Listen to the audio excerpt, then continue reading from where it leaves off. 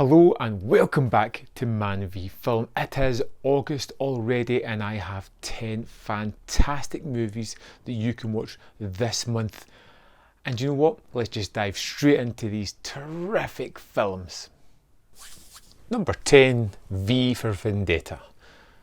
Evie Hammond and her unlikely but instrumental part in bringing down the fascist government that has taken control of futuristic Great Britain, saved from a life and death situation by a man in the Guy Fawkes mask who calls himself V. She learns a general summary of V's past and after a time decides to help him bring down those who committed the atrocities that led to Britain being in the shape that it's in. V for Vendetta is often kind of forgotten about as being a comic book adaptation that, just was kind of comic booky. But it has so much more to it. It has such pertinent information regarding the current political climate. It has terrific action set pieces, if that's what you're set in. It has an emotional and dramatic struggle of its main character as she goes through several tales and beats of emotion throughout the movie and has a rip-roaring, fantastic finale. If you want something deeper, you can find it within this movie. If you want a good detective story, you'll find it within this movie. If you want a terrific action movie, you're going to find it here. V for Vendetta is a wonderful movie. Number 9, The Devil's Advocate. Defence attorney Kevin Lomax has never lost one single case. He's invited to New York to work with a big law firm ruled by senior board member John Milton, who showers him with wealth and feeds his vanity. Kevin's wife just wants to have a baby and is distressed by Kevin always being at the case and never at home. As she starts to lose her grip on reality, Lomax is about to find out his true heritage and the grand scheme John Milton is running from his penthouse apartment. Milton is played by Al Pacino, Lomax by Keanu Reeves, and it's a wonderful pairing. This is a weird, supernatural lawyer movie. Sounds a bit weird, but it goes in such fun places and you can really tell the amount of fun that Pacino is having in this role of this. Is it a lawyer? Is it the devil character? Lomax is that usual kind of Keanu Reeves wide-eyed, innocent, oh shucks kind of character, but it's perfectly tailored here within this movie. It's what that character needs as he is corrupted and changed throughout the movie. It's got wonderful set pieces, a really twisted finale that is incredibly fun, and this is one of those late 90s movies that doesn't seem to get talked about as much anymore, which is a real shame because it's wonderful. Number 8, Creep.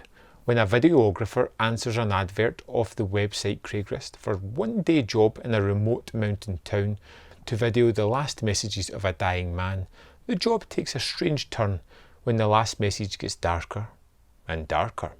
The videographer continues to see the job through, but when it's time to leave, he is unable to find his keys.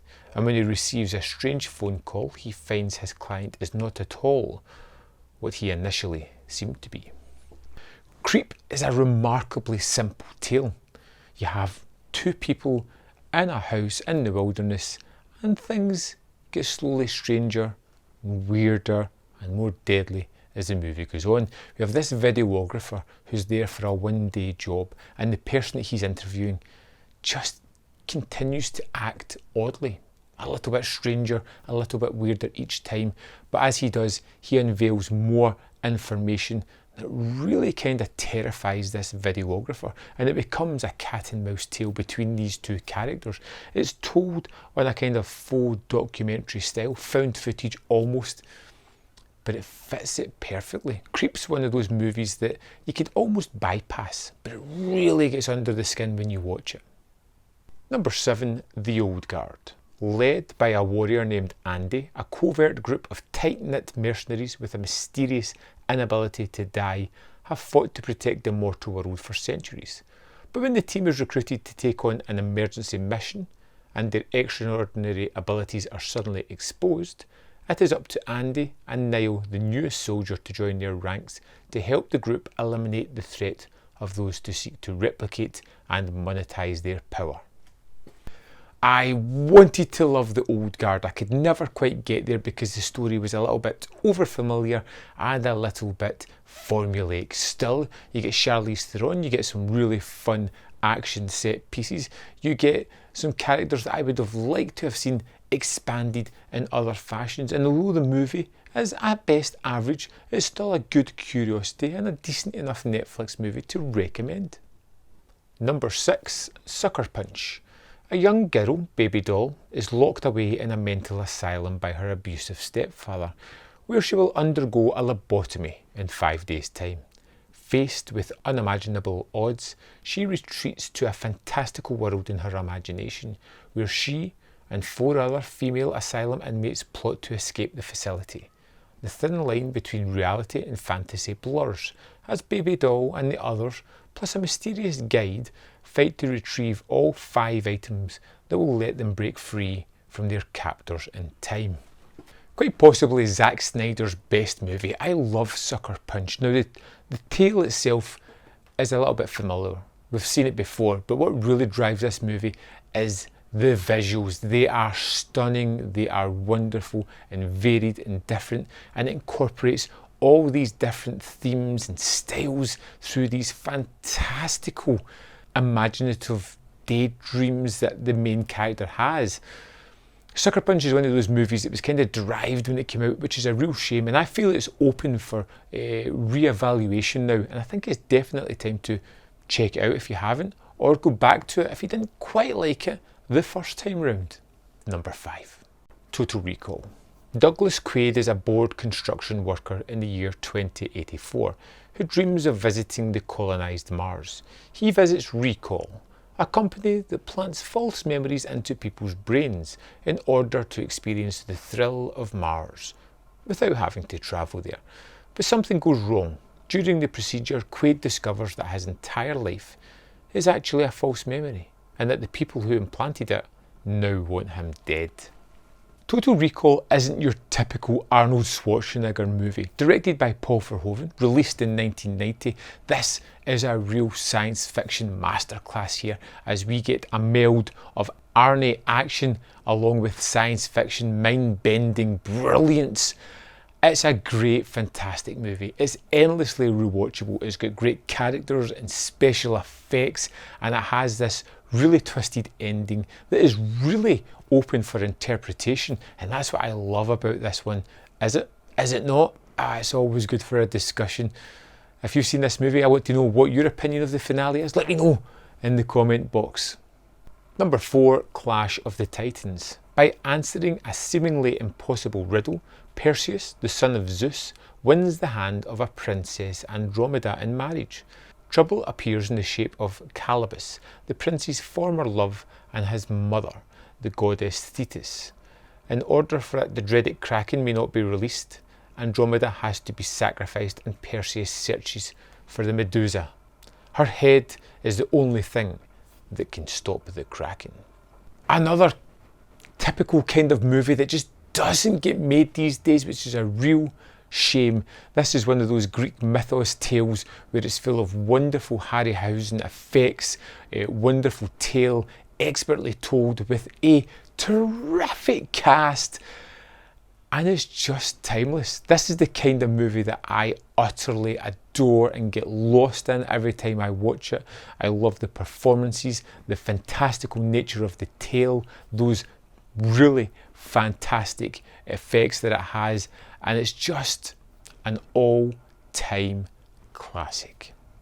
Number 3, Candyman. Helen Lyle is a student who decides to write a thesis about local legends and myths. She visits a part of town where she learns about the legend of the Candyman, a one-armed man who appears when you say his name 5 times in front of a mirror. Of course, Helen doesn't believe all this stuff, but the people of the area are really afraid. When she ignores their warnings and begins to investigate in places that he is rumoured to appear, a series of horrible murders begins. One of the best horrors of the 90s, Tony Todd is a fantastic bogeyman in the form of Candyman here. You get this almost hypnotic feeling of the movie, and it's told in a really different style from most horrors. This feels like a love story between the victim and Candyman, Helen and Candyman. It's wonderfully staged. It has some really memorable, fantastic, standout scenes, and it's just so different from a lot of other horror movies. It seems more well thought out. It has a great thematic story behind it. It has social issues undercurrent of the movie as well that are just fantastic. It looks terrific. It has this unbelievably fantastic score that shouldn't really work in this movie, but it is perfectly managed to the imagery on screen. Number 2, The Guest. A string of mysterious deaths leads a teenager to become suspicious of a soldier who showed up on her family's doorstep and claimed to be a friend of her dead brother. As she digs deeper into his backstory, she discovers a violent secret. I like to keep the plot of The Guest under wraps. I think it's one that should be discovered as you watch the movie, because this is a movie that is unlike anything else. It feels as if it's part psychological thriller. It feels very actiony. It even has elements of a slasher in it as well. This is one of my favourite movies of the past decade, and I would love to tell you more, but I really want you to experience this movie knowing as little as possible. Number 1, The One I Love.